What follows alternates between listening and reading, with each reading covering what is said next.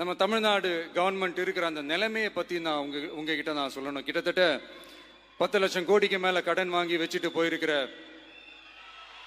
இன்னைக்கு அந்த தமிழ்நாடு அரசு இருக்கிறப்போ, கஜானாவை சுத்தமா தொடச்சி வலிச்சு வச்சுட்டு போயிருக்கிறப்போ, தூக்க முடியாத சுமையை ஏத்தி வச்சுட்டு போயிருக்கிறப்போ,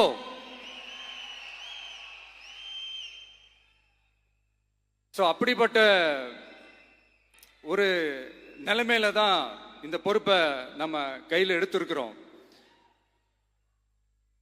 உடனே நீங்க நினைக்கலாம், என்னடா இவர் ஏதோ பொறி வச்சு பேசுறாரா அப்படின்ட்டு. அப்படிலாம் எதுவுமே கிடையாது. உள்ள போய் பார்த்தா தான் தெரியும் எது எந்த நிலைமையில இருக்குன்னு, என்ன இருக்கு என்ன இல்லை, எது எந்த நிலைமையில இருக்கு எது எந்த நிலைமையில இல்லை. அதையெல்லாம் பார்த்துட்டு உங்களுக்கு ஒரு வெள்ளை அறிக்கையா அதை வெளியிடணும்னு நான் நினைக்கிறேன். ஒரு டிரான்ஸ்பரண்டான ஒரு கவர்மெண்டா, அதாவது இன்னைக்கு நம்ம தமிழ்நாடு கவர்மெண்ட் இந்த நிலைமையில தான் இருக்கு அப்படின்றத உங்ககிட்ட சொல்லிட்டு I just want to take it forward from there. அதைத்தான் நான் முதல்ல செய்யணும்னு நினைக்கிறேன்.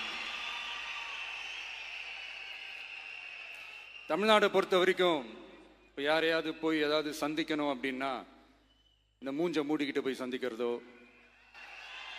என்ன இந்த மறைமுகமா உங்களுக்கு தெரியாம போய் சந்திக்கிறதோ அப்படிலாம் நான் செய்ய மாட்டேன். எதுவா இருந்தாலும் வெளிப்படையாக ஒளிவு மறைவு இல்லாம தான் நான் செய்வேன். இவ்வளவு பெரிய ஒரு பொறுப்பை என் கையில கொடுத்துருக்கிறீங்க. அதே நேரத்தில் எனக்கு கொஞ்சம் அவகாசமும் நீங்க கொடுக்கணும்னு நான் ரிக்வெஸ்ட் பண்ணி கேட்டுக்கிறேன். நான் சொன்னதையெல்லாம் படிப்படியா நிறைவேற்ற நான் ட்ரை பண்ணுவேன், நிறைவேற்றுவேன். அதே நேரத்தில் எனக்கு கொஞ்சம் அவகாசம் கொடுத்தீங்கன்னா எனக்கு கொஞ்சம் உதவியாகவும் ஒத்துழைப்பாகவும் இருக்கும். இது உங்களுடைய ஆட்சி.